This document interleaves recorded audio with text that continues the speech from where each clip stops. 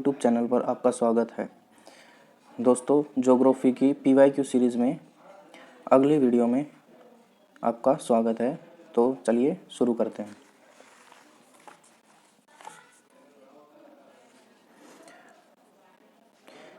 किस प्रदेश में सारा साल वर्षा होती है? तो इसका सही आंसर होगा विषुवतीय प्रदेश में, विषुवतीय प्रदेश।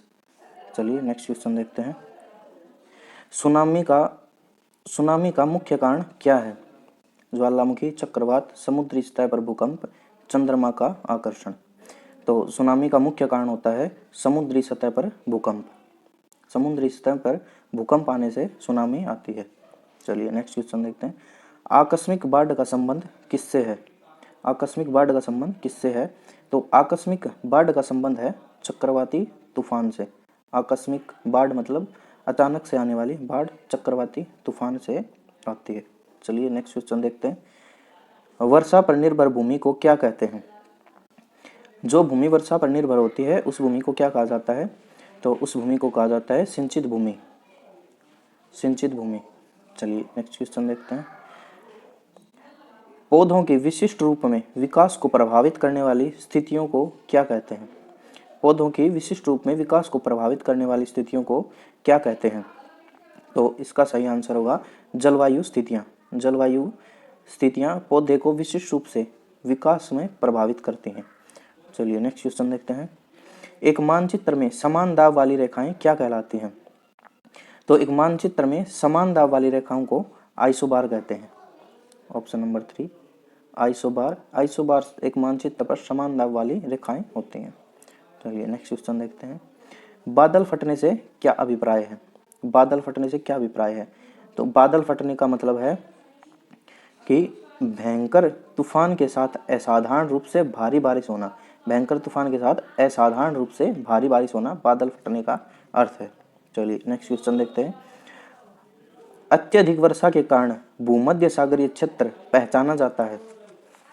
अत्यधिक वर्षा के कारण भूमध्य सागरीय क्षेत्र पहचाना जाता है शीतकाल में। इसका सही आंसर होगा शीतकाल, ऑप्शन नंबर। चलिए नेक्स्ट क्वेश्चन देखते हैं।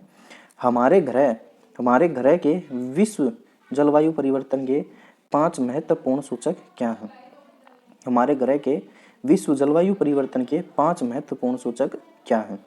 तो इसका सही आंसर होगा ऑप्शन नंबर 3 आर्कटिक समुद्री बर्फ, कार्बन डाइऑक्साइड, विश्व तापमान, समुद्री जल और जमीनी बर्फ। आर्कटिक समुद्री बर्फ तो यह लगातार पिघलती जा रही है। कार्बन डाइऑक्साइड का लेवल भी बढ़ता जा रहा है। विश्व तापमान, पूरी विश्व का टेम्परेचर बढ़ता जा रहा है। और समुद्र का तल, बर्फ के पिघलने से समुद्र तल में भी बढ़ोतरी हो रही है। और जमीन पर जो बर्फबारी होती है उसमें भी कमी हो रही है लगातार। तो ये विश्व जलवायु परिवर्तन के 5 महत्वपूर्ण सूचक हैं। चलिए नेक्स्ट क्वेश्चन देखते हैं। बारिश और हिमपात के एक साथ होने की अवस्था को क्या कहते हैं? बारिश और हिमपात के एक साथ होने की अवस्था को बर्फीली बारिश कहते हैं। बर्फीली बारिश कहते हैं। चलिए नेक्स्ट क्वेश्चन देखते हैं।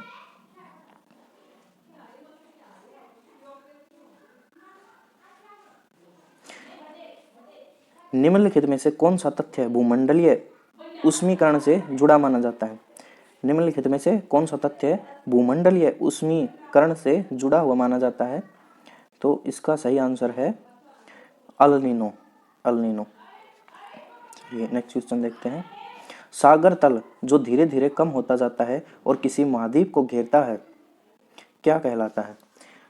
सागर का तल जो धीरे धीरे कम होता जाता है और किसी महाद्वीप को घेरता हुआ जाता है वह क्या कहलाता है? तो उसे कहते हैं महाद्वीपीय शेल्फ। उसे महाद्वीपीय शेल्फ कहा जाता है। चलिए नेक्स्ट क्वेश्चन देखते हैं। निम्नलिखित में से कौन सा महासागर अंग्रेजी अक्षर एस के आकार जैसा है? कौन से महासागर का आकार एस के जैसा है?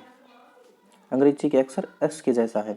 तो इसका सही आंसर होगा अटलांटिक महासागर। अटलांटिक महासागर एस के आकार जैसा है। Next question.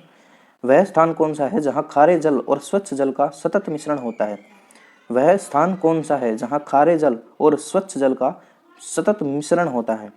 तो वह स्थान कहलाता है ज्वार नदमुख। ज्वार नदमुख एस्चुरी। एस्चुरी। ताप्ती, नर्मदा, ये नदियां एस्चुरी का निर्माण करती हैं, ये डेल्टा नहीं बनाती। चलिए नेक्स्ट क्वेश्चन देखते हैं। पृथ्वी पर सबसे गहरा पृष्ठ गर्त या सरफेस डिप्रेशन कौन सा है? तो इसका सही आंसर होगा मरीना ट्रेंच, मरीना खाई। नेक्स्ट क्वेश्चन देखते हैं। दो समुद्रों को जोड़ने वाले पानी के संकीर्ण विस्तार को क्या कहा जाता है? दो समुद्रों को जोड़ने वाले पानी के संकीर्ण विस्तार को जलडमरू मध्य कहा जाता है। जलडमरू मध्य कहा जाता है। दो समुद्रों को जोड़ने वाले पानी के संकीर्ण विस्तार को जलडमरू मध्य कहा जाता है। Next question. विशालतम महासागर है? तो इसका सही आंसर होगा प्रशांत महासागर। प्रशांत पैसिफिक महासागर, प्रशांत या पैसिफिक महासागर दुनिया का सबसे विशालतम महासागर है। चलिए नेक्स्ट क्वेश्चन देखते हैं। ग्रेट बैरियर रीफ निम्नलिखित में से किसमें स्थित है? तो ग्रेट बैरियर रीफ कोरल समुद्र में स्थित है। ग्रेट बैरियर रीफ जो कोरल समुद्र में स्थित है, यह ऑस्ट्रेलिया महाद्वीप में है। ऑस्ट्रेलिया महाद्वीप के उत्तर पूर्वी हिस्से में कोरल ये ग्रेट बैरियर रीफ है। यह दुनिया की सबसे बड़ी प्रवाल भित्ति है। चलिए नेक्स्ट क्वेश्चन देखते हैं। निम्नलिखित में से कौन सी नदी ज्वार नदमुख बनाती है? ज्वार नदमुख मतलब एस्चुरी बनाती है। तो इसका सही आंसर होगा ताप्ती, नर्मदा, जो नदियां भारत के पश्चिमी तट की तरफ गिरती हैं, पश्चिमी तट की तरफ अपना जल गिराती हैं, वह नदियां ज्वार नदमुख एस्चुरी का निर्माण करती हैं। चलिए नेक्स्ट क्वेश्चन देखते हैं। संसार के स्वच्छ जल का कितना प्रतिशत हिमानी बर्फ के रूप में भंडारित है? संसार के स्वच्छ जल का कितना प्रतिशत हिमानी बर्फ के रूप में भंडारित है? तो इसका सही आंसर होगा 70%, 70% जल हिमानी बर्फ के रूप में भंडारित है। Next question. सुनामी तरंगें किससे उत्पन्न होती हैं? तो सुनामी तरंगें समुद्र के नीचे भूकंप के आने से उत्पन्न होती हैं। समुद्र के तल में भूकंप के आने से सुनामी तरंगें उत्पन्न होती हैं। Next question. सागर तट की ओर जाने वाली तरंग को क्या कहते हैं? सागर तट की ओर जाने वाली तरंग को भूकंपी सिंधु या सुनामी तरंग कहते हैं। भूकंपी सिंधु या सुनामी तरंगें कहते हैं।